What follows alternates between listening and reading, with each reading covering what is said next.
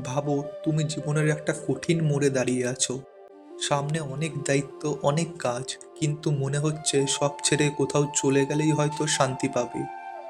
ঠিক এইরকম এক অদ্ভুত দ্বিধার মধ্যে দাঁড়িয়েছিল অর্জুন। আর তার সামনে দাঁড়িয়ে আছেন শ্রীকৃষ্ণ, যিনি তাকে শুধু যুদ্ধের কথা নয়, জীবনের সবচেয়ে গভীর সত্যগুলো বোঝাতে শুরু করলেন। কুরুক্ষেত্রের সেই বিশাল যুদ্ধক্ষেত্রে চারিদিকে উত্তেজনা আর ভয়, কিন্তু অর্জুনের ভিতরে তখন একটাই প্রশ্ন ঘুরপাক খাচ্ছে। সে কৃষ্ণকে বলল, কৃষ্ণ, তুমি কখনো কখনো বলো সব কাজ ছেড়ে দিতে, আবার কখনো বলো নিজের কর্তব্য পালন করতে। আমি বুঝতে পারছি না আমার জন্য কোনটা সঠিক পথ। শ্রীকৃষ্ণ তখন শান্তভাবে তার দিকে তাকিয়ে হালকা হাসলেন। তিনি জানতেন এই প্রশ্ন শুধু অর্জুনের নয়, এটা প্রতিটা মানুষের মনের প্রশ্ন। তিনি ধীরে ধীরে বলতে শুরু করলেন, কাজ ছেড়ে দেওয়া আর নিঃস্বার্থভাবে কাজ করা দুটোই মুক্তির পথ, কিন্তু এর মধ্যে নিঃস্বার্থভাবে নিজের কর্তব্য পালন করাই সবচেয়ে সহজ এবং শ্রেষ্ঠ পথ। অর্জুন একটু অবাক হয়ে শুনছিল। তার মনে হচ্ছিল এতদিন সে যেটা ভাবছিল সেটা পুরোপুরি সঠিক ছিল না। কৃষ্ণ তখন আরো বুঝিয়ে বললেন, যে মানুষ নিজের কাজের ফলের প্রতি আসক্ত নয়, সেই আসল সন্ন্যাসী। শুধু কাজ ছেড়ে দিলেই কেউ সন্ন্যাসী হয় না। এই কথাগুলো শুনে অর্জুনের চোখে যেন একটু আলো জ্বলে উঠল। সে বুঝতে শুরু করলো সমস্যা কাজের মধ্যে নয়, সমস্যা আসলে আমাদের মনের ভেতরে। আমরা কাজ করি কিন্তু সবসময় ফল নিয়ে চিন্তা করি। সফল হব কিনা, মানুষ কি বলবে, কত লাভ হবে। আর এই চিন্তাগুলোই আমাদের অস্থির করে তোলে। কৃষ্ণ বললেন, যে মানুষ নিজের মনকে নিয়ন্ত্রণ করতে পারে সেই সত্যিকারের সুখী। কারণ মানুষের সবচেয়ে বড় বন্ধু তার নিজের মন, আবার সবচেয়ে বড় শত্রু এই মন। এই কথাগুলো শুনে অর্জুন নিজের ভেতরে তাকাতে শুরু করলো।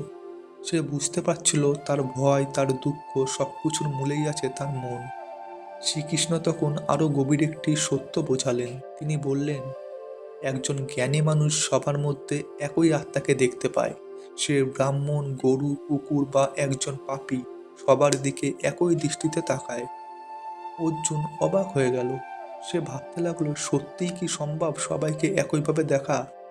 কৃষ্ণ তখন বোঝালেন, যখন কেউ নিজের ভেতরের আত্মাকে চিনতে পারে, তখন সে বুঝতে পারে সবাই আসলে এক, সবাই একই উৎস থেকে এসেছে।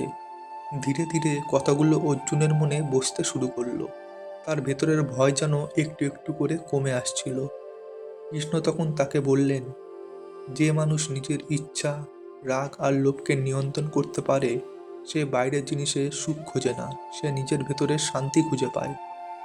এই কথাটা যেন অর্জুনের হৃদয়ে গভীরভাবে আঘাত করল। কারণ সে বুঝতে পারছিল এতদিন সে বাইরের জিনিসের ওপরেই নির্ভর করছিল, জয়, পরাজয়, সম্মান। কিন্তু আসল শান্তি তো এর কোনোটাতেই নয়। কৃষ্ণ তখন তাকে ধ্যানের পথে আরও কথা বললেন।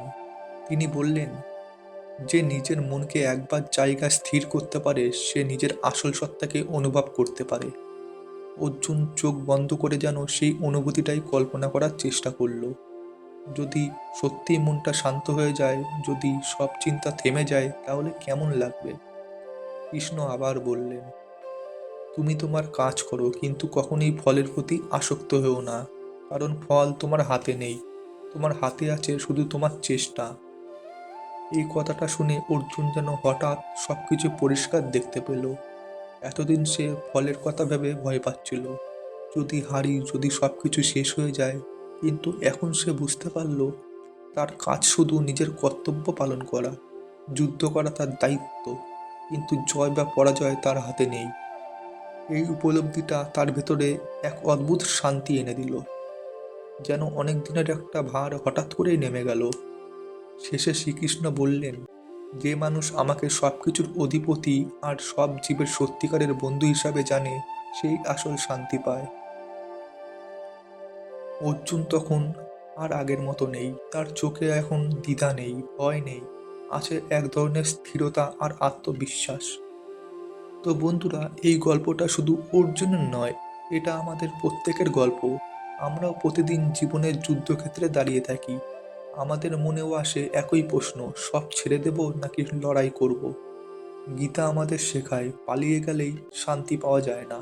নিজের কাছ থেকে দূরে সরে গেলে মুক্তি আসে না, বরং নিজের দায়িত্ব পালন করেই ফলের প্রতি আসক্তি ছেড়ে দিয়েই আমরা সত্যিকারের শান্তি পেতে পারি। যদি আমরা এই একটা শিক্ষাও জীবনে প্রয়োগ করতে পারি, তাহলে হয়তো আমাদের জীবনও অনেক সহজ হয়ে যাবে। দুঃখ, ভয়, চাপ সবকিছুর মাঝেও আমরা শান্ত থাকবো। আর তখনই আমরা বুঝতে পারবো আসল সুখ বাইরের সুখ কোথাও নয়, সেটা আমাদের নিজের ভেতরেই লুকিয়ে আছে। তো বন্ধুরা, গীতার পঞ্চম অধ্যায়টি এই পর্যন্তই। পরবর্তী অধ্যায়ের জন্য এখনই চ্যানেলটিকে সাবস্ক্রাইব করে থাকুন। আর ভিডিওটি ভালো লাগলে অবশ্যই একটা লাইক এবং কমেন্ট করে যাবেন। ধন্যবাদ, সবাই ভালো থাকবেন।